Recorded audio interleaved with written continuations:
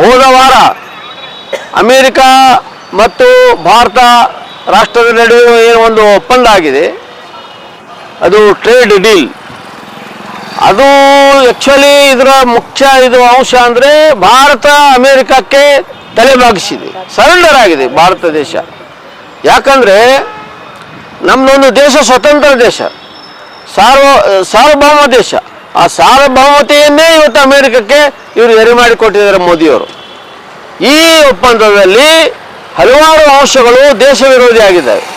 ಈ ಒಪ್ಪಂದ ಜಾರಿಗೆ ಬಂದರೆ ಇವತ್ತು ನಮ್ಮ ದೇಶದ ಆರ್ಥಿಕತೆ ಸಂಪೂರ್ಣ ನಾಶವಾಗ್ತಾ ಇದೆ. ಈ ದೇಶದ ಕೃಷಿ ಇವತ್ತು ಸತ್ಯನಾಶ ಹೋಗ್ತಾ ಇದೆ. ಇಲ್ಲಿಂದ ಒಯ್ದು ಅಮೇರಿಕದಲ್ಲಿ ಮಾರ್ತಕ್ಕಂಥ ಮಾಲುಗಳಿಗೆ ಟ್ಯಾಕ್ಸ್ ಹಾಕ್ತಾರೆ. ಕೊಡ್ರಿ ಸಕಮ್ಮ. ಇಲ್ಲಿಂದ ಒಯ್ದು ಅಮೇರಿಕದಲ್ಲಿ ಮಾರ್ತಕ್ಕಂಥ ಮಾಲುಗಳಿಗೆ ಟ್ರಂಪ್ ಟ್ಯಾಕ್ಸ್ ಹಾಕ್ತಾರೆ. ಅಮೇರಿಕದಿಂದ ಇವರೇನು ತರಿಸ್ಕೊಳ್ತಾ ಇದ್ದಾರೆ, ಅದಕ್ಕೆ ಟ್ಯಾಕ್ಸ್ ಇಲ್ಲ. ಪ್ರತಿ ವರ್ಷ 10 ಲಕ್ಷ ಕೋಟಿ ಸಾಮಾನುಗಳನ್ನು ಅಮೇರಿಕದಿಂದ ಖರೀದಿ ಮಾಡಲಿಕ್ಕೆ ಇವತ್ತು ಒಪ್ಪಂದ ಮಾಡ್ಕೊಂಡಿದ್ದಾರೆ. ಇದರಿಂದಾಗಿ ಇಡೀ ದೇಶದ ಕೃಷಿ ಇವತ್ತು ಒಂದು ನಾಶ ಆಗ್ತದೆ, ಕುಸಿದು ಬೀಳ್ತದೆ ಕೃಷಿ ವಲಯನೇ.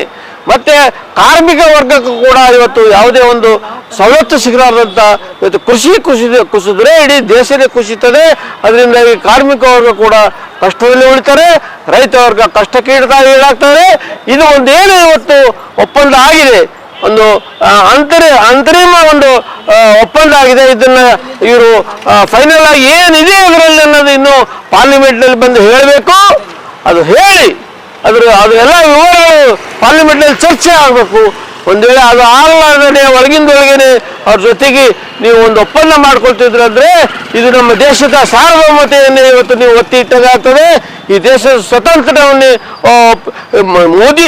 ಮೋದಿ ನಡೆಸ್ತಾ ಇಲ್ಲ ನಮ್ಮ ಸರ್ಕಾರ, ಟ್ರಂಪ್ ನಮ್ಮ ಸರ್ಕಾರ ನಡೆಸ್ತಾ ಇದ್ದಾರೆ. ಅವ್ರು ಹೇಳಿದಂತೆ ನಮ್ಮ ಸರ್ಕಾರ ನಡೀತಾ ಇದೆ.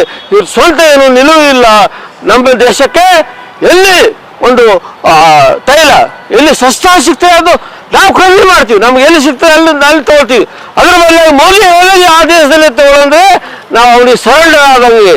ಇದು ನಮ್ಮ ದೇಶವನ್ನು ನಡೆಸ್ತಾ ಇರೋರು ನಮ್ಮ ಸರ್ಕಾರ ಅಲ್ಲ, ಈ ನಮ್ಮ ದೇಶ ನಡೆಸ್ತಾ ಇರೋದು ಅಮೇರಿಕ ಸರ್ಕಾರ ನಡೆಸ್ತಾ ಇದೆ. ಇದರ ವಿರುದ್ಧ ಇದೊಂದು ಸ್ವತಂತ್ರ ದೇಶ, ಇದು ಸಾರ್ವಭೌಮ ದೇಶ. ಈ ಸಾರ್ವಭೌಮತೆ ಇವತ್ತು ಧಕ್ಕೆ ಬಂದಿದೆ. ಈ ದೇಶದ ರೈತರಿಗೆ ಮುಖ್ಯವಾಗಿ ಇವತ್ತು ಬಹಳ ಕಂಟಕವಿದೆ. ಈಗಾಗಲೇ ನೂರಾರು ಸಾವಿರಾರು ಜನ ರೈತರು ಈ ಕೃಷಿ ಸರಿಯಾಗಿ ಇರಲಾರ್ದಕ್ಕೆ, ಲಾಭ ಇರಲಾರ್ದಕ್ಕೆ ದಿನನಿತ್ಯ ಇವತ್ತು ಆತ್ಮಹತ್ಯೆ ಮಾಡ್ಕೊಳ್ತಾ ಇದ್ದಾರೆ. ಒಂದು ಈ ಡೀಲ್ ಆದರೆ ಮುಂದೆ ಕೃಷಿ ಉತ್ಪನ್ನಗಳು ಎಲ್ಲ ಅಮೇರಿಕಾದಿಂದ ಬಂದು ಅಲ್ಲಿ ಸಬ್ಸಿಡೈಸ್ಡ್ ಫುಡ್ ಇರ್ತದೆ, ಸಬ್ಸಿಡೈಸ್ಡ್ ಕೃಷಿ ಇರ್ತದೆ. ಆ ಕೃಷಿ ಐಟಮ್ಗಳು ಇಲ್ಲಿ ಬಂದರೆ ಭಾಳ ಸಸ್ತಾದಲ್ಲಿ ಅವ್ರು ಮಾಡ್ತಾರೆ. ನಮ್ಮ ಕೃಷಿ ಏನು ನಾವು ಬೆಳಿತೀವಿ, ನಮ್ಮ ರೈತರ ಬೆಳೆಗಳಿಗೆ ಸರಿಯಾದ ಬೆಲೆಗಳು ಸಿಗೋದಿಲ್ಲ. ಹೀಗಾಗಿ ಇಡೀ ನಮ್ಮ ರೈತ ವರ್ಗನೇ ಕುಸಿತದೆ.